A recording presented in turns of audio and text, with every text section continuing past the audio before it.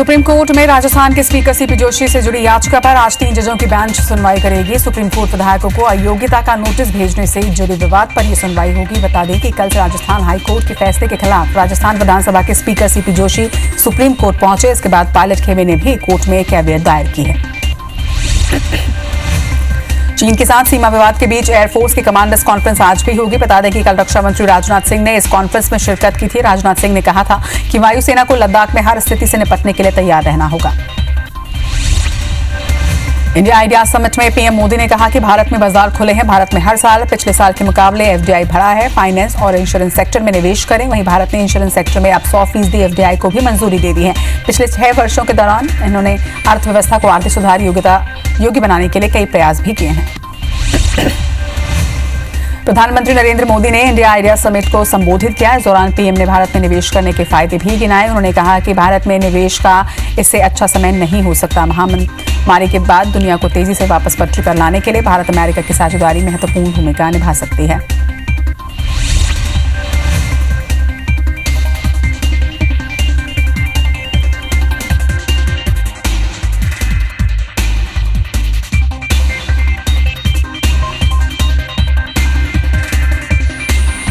राजस्थान के मुख्यमंत्री अशोक गहलोत ने प्रधानमंत्री नरेंद्र मोदी को पत्र लिखा है। पत्र में उन्होंने निर्वाचित सरकारों को खरीद फरोख्त के माध्यम से अस्थिर करने का आरोप लगाया है। गहलोत ने पत्र में लिखा कि मुझे नहीं पता कि किस हद तक ये आपकी जानकारी में है।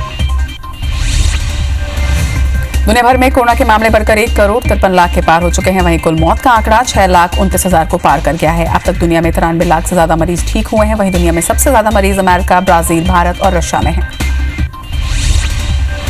अमेरिका में कोरोना के मामले 40 लाख के पार पहुंच गए हैं। वहीं कोरोना से अब तक 1,46,000 से ज्यादा लोगों की मौत हो चुकी है। अमेरिका में 19 लाख से ज्यादा मरीज स्वस्थ हुए हैं। तो वहीं अमेरिका में एक दिन में 71,000 नए मरीज भी सामने आए हैं। देश में कोरोना के मामले 12,39,000 को पार कर गए हैं। देश में अब तक 7,84,000 से ज्यादा मरीज स्वस्थ हुए हैं। तो वहीं 29,890 लोगों की अब तक कोरोना के संक्रमण से मौत हो चुकी है। भारत में कोरोना के एक्टिव केस 4,25,000 के पार हो चुके हैं। वहीं एक दिन में रिकॉर्ड 45,000 से ज्यादा नए केस सामने आए हैं। मध्य प्रदेश में एक दिन में 747 नए पॉजिटिव मरीज मिले हैं। वहीं कोरोना के पॉजिटिव केस 24,946 हो चुके हैं। प्रदेश में 772 मरीजों की अब तक मौत हो चुकी है। वहीं अब तक प्रदेश में 16,868 मरीज ठीक भी हुए हैं। प्रदेश में एक्टिव मरीजों की संख्या की बात करें तो ये 7,306 है। छत्तीसगढ़ में एक दिन में 261 नए मरीज सामने आए हैं। मरीजों की संख्या 5,999 पर पहुंच गई है। वहीं प्रदेश में एक्टिव मरीजों की संख्या की बात करें तो ये 1,740 है। छत्तीसगढ़ में अब तक 4,230 मरीज स्वस्थ हुए हैं। वहीं राज्य में कोरोना से अब तक 29 लोगों की मौत भी हो चुकी है। रायपुर में सबसे ज्यादा 88 नए केस पिछले 24 घंटे में सामने आए हैं।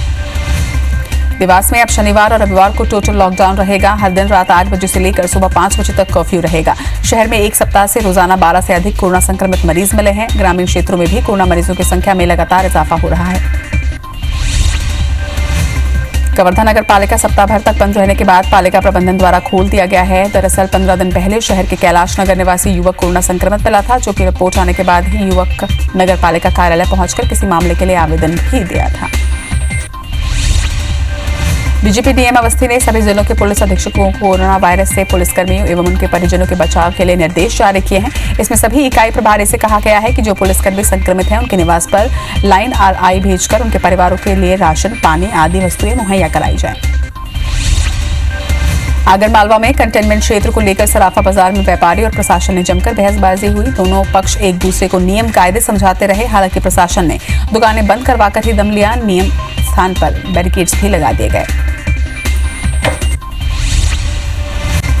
छत्तीसगढ़ सरकार ने स्कूल खुलने के सवाल पर साफ किया है कि उसकी पहली प्राथमिकता बच्चों की सेहत है। अंबिकापुर पहुंचे स्कूल शिक्षा मंत्री डॉक्टर प्रेमसाय सिंह टेकाम ने कहा कि प्रदेश में 13 मार्च से स्कूल बंद है और ये कब खुलेंगे कहना मुश्किल है। टेकाम ने कहा कि हम कोरोना को लेकर केंद्र की गाइडलाइन के तहत काम कर रहे हैं। छत्तीसगढ़ दुग्ध महासंघ के अध्यक्ष रसिक परमार ने अपने पद से इस्तीफा दे दिया है। मामले में कृषि मंत्री रविंद्र चौबे ने कहा है कि रसिक परमार के खिलाफ जांच होगी। उनके खिलाफ दुग्ध महासंघ में अनियमितता की लगातार शिकायतें मिल रही थी। पीडब्ल्यूडी ने पूर्व मंत्री सज्जन सिंह वर्मा को इंदौर में मिले सरकारी बंगले को खाली कराने के लिए नोटिस जारी किया है। हालांकि सज्जन सिंह वर्मा ने पत्नी की तबीयत का हवाला देकर 6 महीने की मोहलत मांगी है। वहीं कांग्रेस ने आरोप लगाया है कि कोरोना काल में बंगला खाली नहीं कराना चाहिए। धमतरी जिले में IWMP परियोजना में नियुक्त सचिवों को काम खत्म होने के बाद हटा दिया गया है। परियोजना के 2019 में खत्म होने के बाद कृषि विभाग ने नगरीय क्षेत्र के करीब 8 परियोजना सचिवों को काम से हटा दिया था, जिससे उनकी रोजी रोटी पर संकट खड़ा हो गया है। बहरहाल कृषि विभाग का कहना है कि परियोजना समाप्ति के बाद ही उनको हटाया गया। सरकारी जमीन आवंटन मामले को लेकर दायर जनहित याचिका पर बिलासपुर हाईकोर्ट की डिवीजन बेंच में सुनवाई होगी। इस दौरान राज्य शासन की ओर से जवाब पेश करने के लिए अतिरिक्त समय मांगा गया, जिसे कोर्ट ने स्वीकार कर लिया है। याचिका पर अब अगली सुनवाई 2 हफ्ते के बाद होगी। याचिका मेरा शासन की योजना को कोर्ट से निरस्त करने की मांग की गई है। सरगुजा पुलिस ने एक ऐसे शातिर अपराधी को पकड़ा है जो लॉकडाउन में ही करोड़पति बन गया। उसने लोगों को बेहतर रिटर्न देने का झांसा देकर छत्तीसगढ़, मध्य प्रदेश, गुजरात समेत देश के करीब 15,000 लोगों से 6 करोड़ से ज्यादा रुपए की ठगी की है।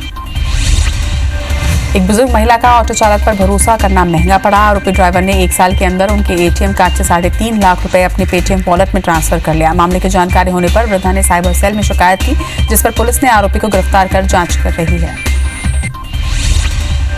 सूरजपुर के भैयाथान क्षेत्र में 2 दिन पूर्व एक युवक की हत्या मामले में पुलिस ने चचेरे भाई को गिरफ्तार कर जेल भेज दिया है। पुलिस पूछताछ से पता चला कि घटना की रात मृतक शिवहरी का उसके चचेरे भाई टिकाहित से जमीन विवाद पर लड़ाई हुआ था, जिसके बाद आरोपी ने डंडे से मारकर मृतक की हत्या कर दी। महिला बाल विकास का फर्जी परियोजना अधिकारी बनकर महिलाओं से ठगी करने वाले आरोपी अखंड प्रताप सिंह को पुलिस ने गिरफ्तार किया है। आरोपी ने नौकरी दिलाने के नाम पर कई महिलाओं के साथ धोखाधड़ी की है। मामला पन्ना कोतवाली थाना क्षेत्र का है। बालोद के मां दंतेश्वरी मैया सहकारी शक्कर कारखाना में चीफ इंजीनियर और कर्मचारियों के बीच विवाद का मामला सामने आया है, जिसकी शिकायत कर्मचारियों ने कलेक्टर और मुख्यमंत्री से की है। कर्मचारी अब चीफ इंजीनियर के साथ काम करने को तैयार नहीं है। हालांकि प्रबंधन जल्द ही मामले को सुलझाने की बात कह रहा है। मुरैना जिले में चंबल नहर के किनारे बसे गांव में पिछले कुछ महीनों से चोरों का आतंक मचा हुआ है। पुलिस अपराधी तक पहुंचने में नाकाम साबित हो रही है। इसे लेकर पूर्व विधायक सूबेदार सिंह खड़ौली ने आज सैकड़ों ग्रामीणों के साथ चिनौनी गांव का घेराव किया।